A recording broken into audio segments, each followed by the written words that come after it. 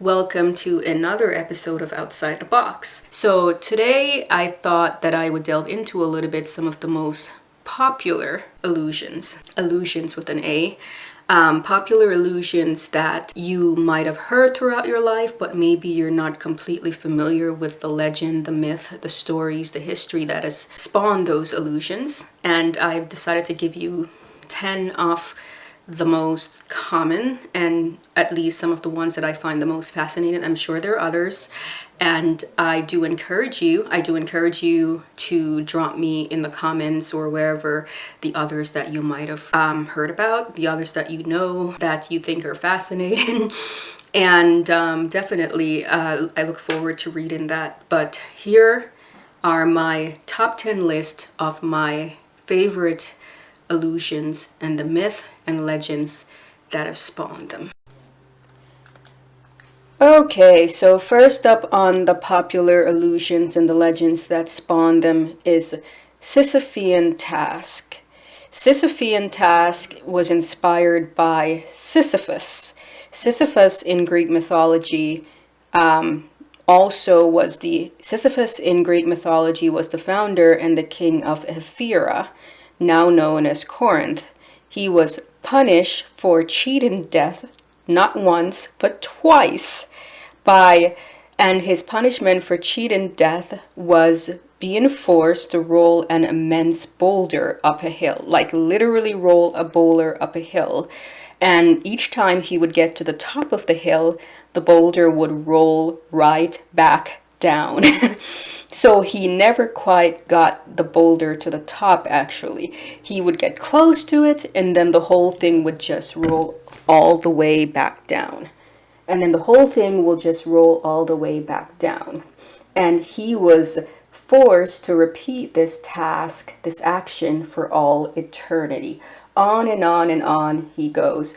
And one of the themes you will notice throughout this whole list is hubris, which is a term that the modern synonym of hubris is actually arrogance, but here it refers to a specific type of arrogance, chiefly arrogance pertaining to the ancient Greek gods. And most of the people on this list will be from Greek mythology. So hubris here because he cheated death, and he cheated death and was forced to roll this boulder up the hill for all eternity. Yikes. So the Sisyphean task has come to be known in modern culture as a task that is both laborious or difficult and takes a lot of effort, but is also futile. So something that takes a lot of effort, is difficult, hard to do, burdensome, but at the same time is futile and leads you to nowhere. And you keep doing it over and over and over again, and you wonder why. And that, folks, is a Sisyphean task. Yikes, right? So the next person on our list is Tantalus, as in to tantalize. Tantalus is not unlike the previous person we've discussed, Sisyphus, in that he too has been punished for hubris. Tantalus, whose name means something along the lines of to bear much, was also another figure from Greek mythology who was punished in Tartarus, the underworld. So supposedly Tantalus was accused of breaking xenia, which is the Greek concept of hospitality. And this is a fascinating concept on its own, and I advise you to look into it. So Tantalus offered up his son Pelops. Yeah, not a good guy. You're offered a seat next to the gods in Tartarus, the underworld. Why not mess with them? So he supposedly cut his son Pelops into pieces, boiled him, and served him up in a banquet for the gods in order to test their omniscience. And the gods became aware of the gruesome nature of the menu and did not touch the offering, except for poor Demeter, who was distraught and mourning the loss of her daughter Persephone. She ate a piece of the boy's shoulder. Yikes. So Tantalus was actually punished to stand in a pool of water beneath a fruit tree with low branches. Whenever he reached for the fruit, the branches would go up and the meal would disappear from his grasp. Whenever he bent to drink water because he was thirsty, the water would recede. So it became, like Sisyphus, a futile task. He was forever thirsty, he was forever hungry, but he could never eat the food, he could never drink the water. This is why we can't have nice things. This is why we can't have nice things. Not that this guy deserves it, because, well, you're killing your own son, who, by the way, spoiler alert, was resurrected by the gods. But Tantalus, you know, it becomes one of those people tasked with another futile, eternal punishment of forever reaching for food and water and never finding it. So he's become the embodiment of temptation without satisfaction. To quote Mick Jagger, I can't get no satisfaction. This is why we can't have nice things. The name Tantalus gives us the English word tantalize. So next up on our illusions and the myth that inspired them is Damocles, or a Damoclean burden is another way of putting it. So Damocles was the subject of the myth of the sword of Damocles. He was a courtier in the court of King Dionysius of Syracuse, modern-day Sicily. He was punished not for hubris this time around, not necessarily, but for sycophancy. So Damocles frequently praised the king for his easy life, luxury, and all that stuff. So one day King Dionysius, tired of the sycophancy, decided that he was going to make Damocles king for a day. What could possibly go wrong? Here is the only blah, blah, blah.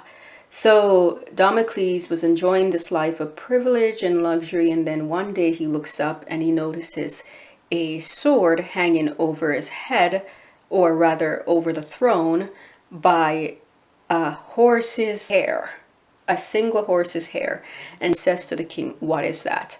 And the king says, "Oh, the sword is just a reminder of the threats and danger and responsibilities and anxieties that come with being a king." You see, King Dionysius, who is actually a real, or was a real king, had made numerous enemies and was frequently worried about daily uprisings and revenge and war. Needless to say, Damocles freaked out, and Damocles was like, "Hey, you know, this was fun, but I want to get back to my regular activities, just being a regular courtier. Thanks, I'm gonna pass. I don't need a sword hanging over my head." So Damocles was done.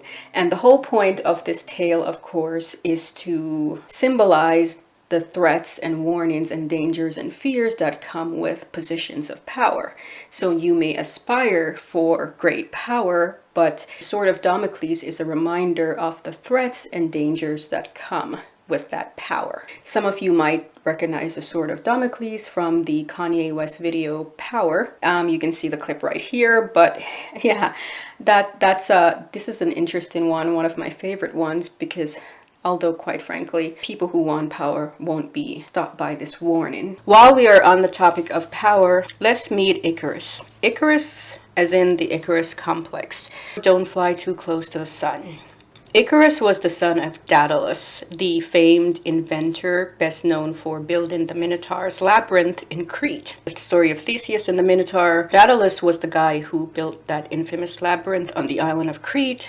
So supposedly, after Daedalus helped Ariadne, the daughter of the king of Crete, by handing her a ball of thread to use to help Theseus get out of the Minotaur's maze, Theseus was the enemy of her dad. Daedalus became so terrified that the king would kill him that he chose to flee with his son Icarus. Daedalus built wings of wax and feathers and warned his son not to fly too close to the sun or too close to the water, as the sun would melt the wax and the water would dampen the wings and causing the wings to fall apart. Well, Icarus did not obey his father, and he flew too close to the sun, causing his wings to fall apart as the wax melted. He ended up falling to his death in the sea, where he drowned. So, what is an Icarian plight? Icarian plight, well, it's hubris. So, coined by psychoanalyst Henry Murray, the term Icarus complex describes a particular type of overambitious character who ignores warnings and cautions that ultimately lead to their downfall. Basically, your ego is too big, you think you can do anything you want, you're overly ambitious, and then the next thing you know, you're falling flat on your face. Meghan Markle, never mind. But that is the Icarus complex. Once again, hubris. This is probably one of the better known ones. Icarus flew too close to the sun and then he fell from grace. This is actually not unlike the myth of Lucifer, by the way, which I kept off this list. But the myth of Lucifer, believing he was God, that he could become God and ultimately falling flat on his face. Okay, folks, and while we're on the topic of power, this time around, concluding the topic of power is a Faustian Bargain, as in Faust, the protagonist of the classic German legend based on the historical Johann Georg Faust, who lived in the late 15th century to mid 16th century. In the story, Faust is highly successful but dissatisfied with his life. What's new? This leads him to make a pact with the devil at a crossroads. Whether that's a literal crossroads or a metaphorical crossroads, it's not clear, but Faust exchanges soul for unlimited knowledge and worldly pleasure. Faustian, which is the adjectival version of his name, now implies a situation in which an ambitious person surrenders moral integrity in order to achieve power and success for a limited term. The name Mephistopheles is associated with Faust. It's sometimes viewed as a Mephistophelian bargain. Mephistopheles acts as the devil's agent in the Faustian tale. The name appears in the late 16th century Faust chapbooks, which were supposedly written about the real-life Faust by an anonymous German author. Could that be the author himself?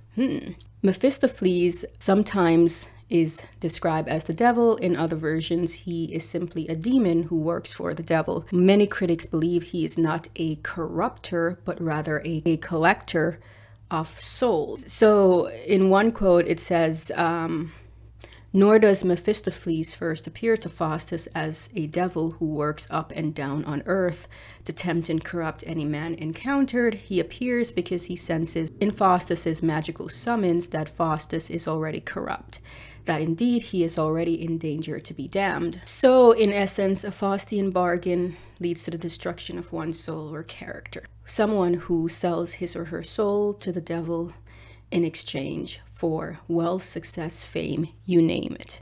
So once again, it's a power thing. Don't make Faustian bargains. Well, this has been part 1 of my illusions and the myth or legend that inspired them.